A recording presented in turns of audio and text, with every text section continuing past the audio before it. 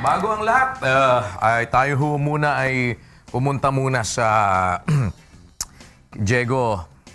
Alam ko, Diego, saan lagi tinatanong ni Diego? Sabi ni Diego, Angela, marami na akong naging kasalanan sa'yo. Marami ka na mga kasalanan yung nagawa kay Angela? Lahat naman na-confess ko eh.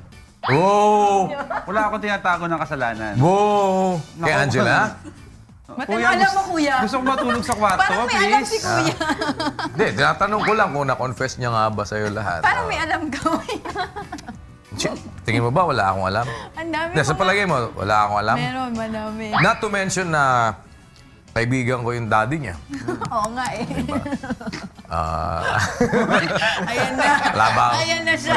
Hindi kaya sabi ko sa kanya kanina, sige na, tatakbo ka ba o hindi? Mahirap sa politika. Maraming nakaambang kasalanan sa politika. Tama yun, kuya. Dahil, Agree. Diba? Bukod sa corruption, bukod sa... Tanong mo kay Kong Erin. Kaya sabi ko kay Kong Erin, manahimik ka na lang dito. Huwag ka nang pumasok sa Senado. Diba? Mas mahirap yan. Pero marami ho ngayon ang nagtatanong, ano bang kasalanan ng hindi napapatawad?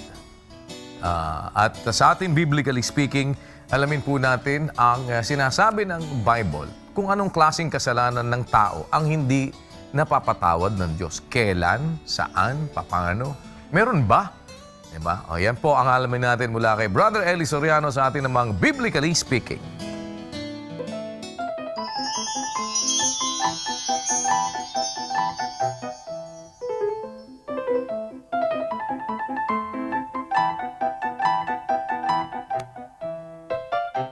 Maraming kasalanan ang hindi pinapatawad ng Diyos.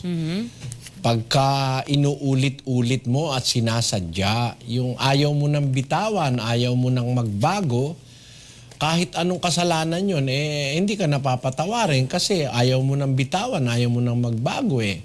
Pakinggan mo sa 10:26 ng Ebreo. Sapagkat kung ating sinasadya ang pagkakasala, pagkatapos na ating matanggap ang pagkakilala sa katotohanan, ay wala ng haing natitira pa tungkol sa mga kasalanan, kundi isang kakilakilabot na paghihintay sa paghuhukom at isang kabangisan ng apoy na lalamon sa mga kaaway. Ay, tinan mo, pagka pala sinasadya na natin ng kasalanan, ulit-ulit na tayo.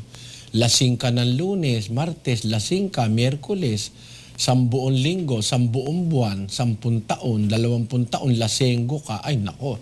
Kahit paglalasing lang yun, hindi ka patatawarin ng Diyos kung hindi ka na nagbabago. Ganun yun. Kaya, pagka ikaw ay sinasadya mo ng ulit-ulitin ng kasalanan, bawa, nangalo niya ka uli, nangalo niya ka. Parang buhay mo, lagi ka na lang nangangalo niya sa buong buhay mo. Hindi patatawarin ng Diyos yun, kapatid.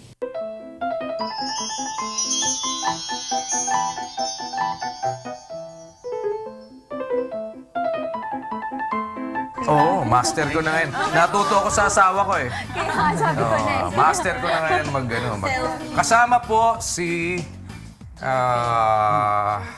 Jerfield sa ating Songs for Heroes. Ang dami mo! Part 2. Iiyawan sila doon. Part 2. Kasama. Mapapanood niyo siya sa June 30.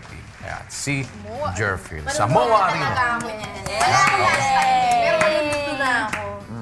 Saya. Kasi kuya, fan ako ni Jerfield.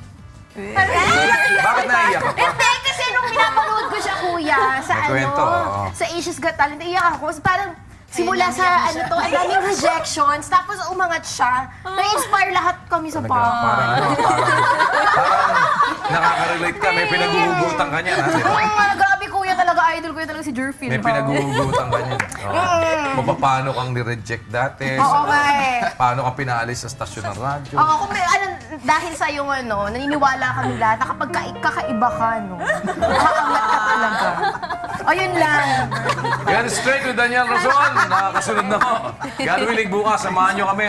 Gusto namin marinig ang inyong pagbati ng isang... Good morning, kuya!